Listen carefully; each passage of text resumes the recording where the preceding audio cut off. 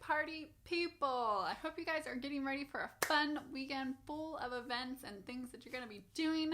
But today, let's talk a little bit. I got a question from a viewer about what to do about those pesky undercutters in your market. You see them all over the place on booking websites like Gig Salad, charging $10 an hour for balloons, face painting, temporary tattoos, bounce houses, and they'll change all the diapers of the kids at the party.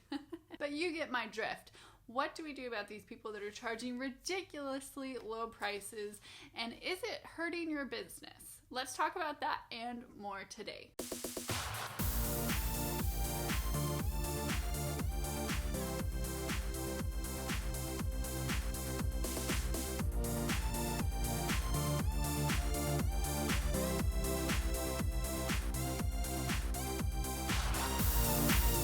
So we've all seen this. You have a newcomer in the area, somebody just starting their business, and they're way undervaluing their services, and you start to panic. Are they going to take all your customers? Is this going to hurt your business? Is your phone going to stop ringing with bookings because this person is charging nothing for their services?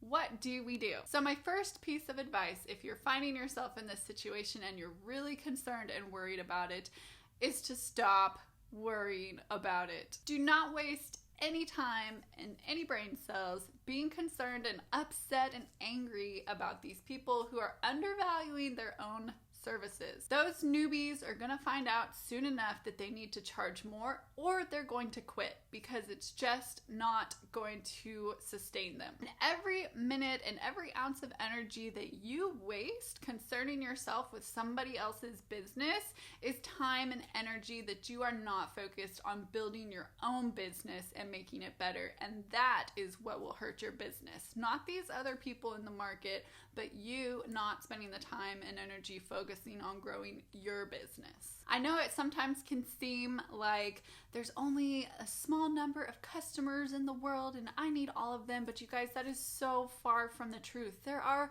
so many people in this world. It is mind-boggling. Like, we can't even fathom how many people are just in our city.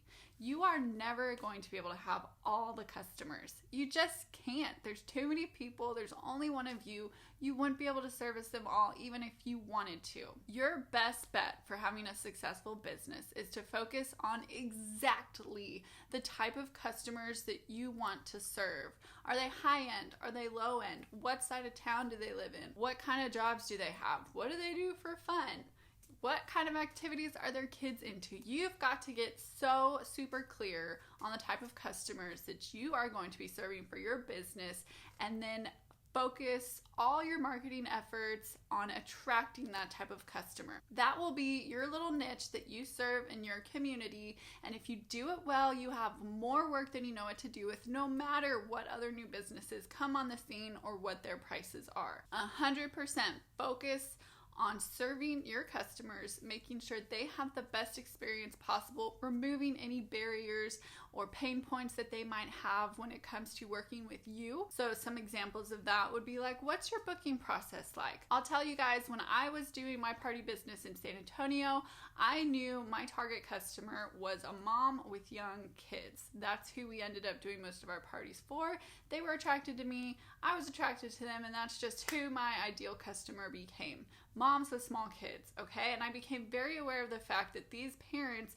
do not have time to go through a crazy complicated booking process. They don't want to call me on the phone. I don't like talking on the phone, and I knew my ideal customer wouldn't like talking on the phone either. It needed to be online. It needed to be simple. Prices and everything needed to be just flat, laid out there, so they had all the information they needed to book without having to go through me or contact people first. So I changed my booking process to make it simple for this people, and our bookings skyrocketed so much I had to employ like every other balloon artist in the city to help me fill these parties because we had way more work than I could do on my own. And these are the things that you're not going to have time to do if you're focused on what other people are doing. Now let's talk about value for a second, okay? Because these newbies are coming in and offering an insane deal to people. And I get how that can be concerning. So another tip that I have for you is to really sit back and think, how are you setting yourself apart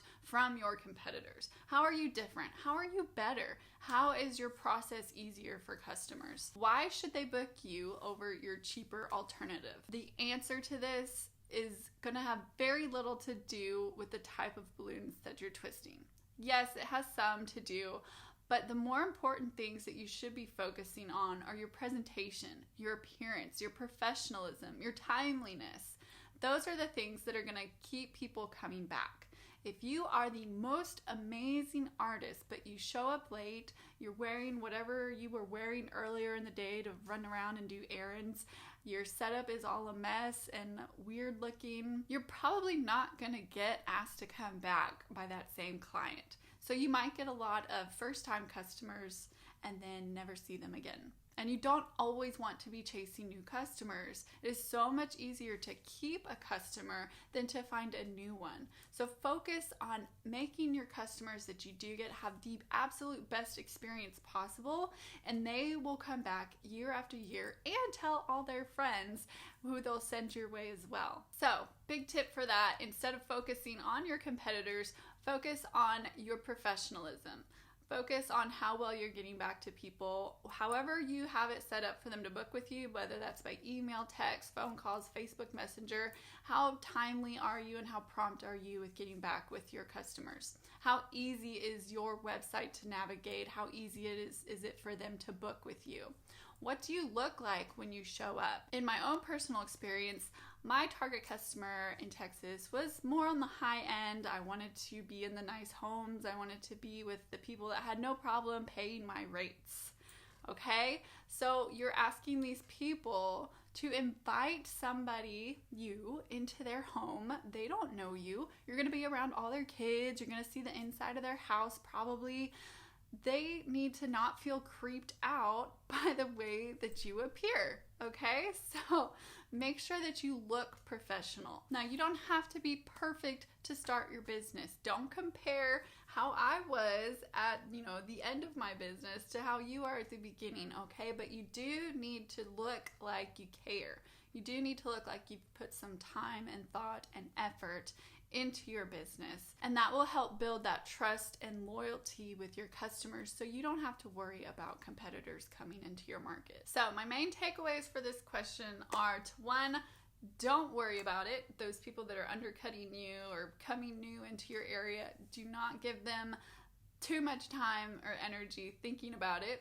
And two, use the time and energy that you might have spent worrying about those other people and spend that on your own business. Do as much as you can to present as professional an appearance and an image as possible to your customers, and you won't have to worry about competitors because you'll have more bookings than you even know what to do with. Now, the last part of this particular question I got was, how do you price yourself when you're in such a crowded, flooded market that has a lot of entertainers competing with each other? And while that could be its own topic for another video, I will just say this. Get super, super crystal clear on who you want your customers to be. You can't serve everybody. So who do you want to serve? Are they going to be the people that want to pay a low price? Are they going to be the people that don't mind paying a high price? Once you get clear on that, again, you will not worry about competitors because you'll know that they are servicing customers that are not your customers. You would not probably do parties for those people anyway. Those people probably would not call you to book you because they're not your target audience. So you won't worry about them getting that business because that business was never yours anyway. So price yourself according to your target customer, who you want to be working for. In my personal experience, we got busier and busier the more we raised our rates. But again, I was very clear on the type of customers we were going for.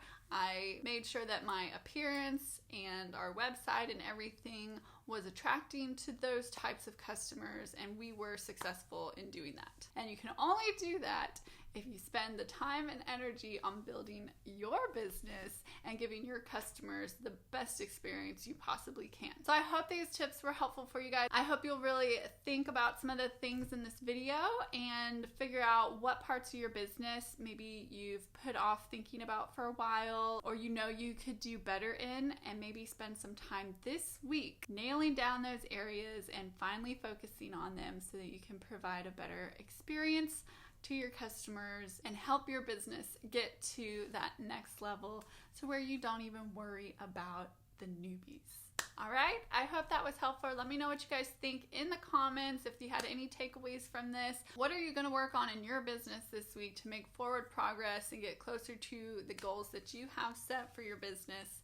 Let me know in the comments. Also, if you guys have any business related questions for another video, I'd love to hear what you're struggling with, what you're confused about, and what you would like me to talk about next. If this was helpful for you, you can thank me by popping that like button or subscribing and making sure to ring that bell so you get notified when I put out a new video, which is every Tuesday, and then we do these advice videos on Fridays. So I'll see you guys same time, same place next week.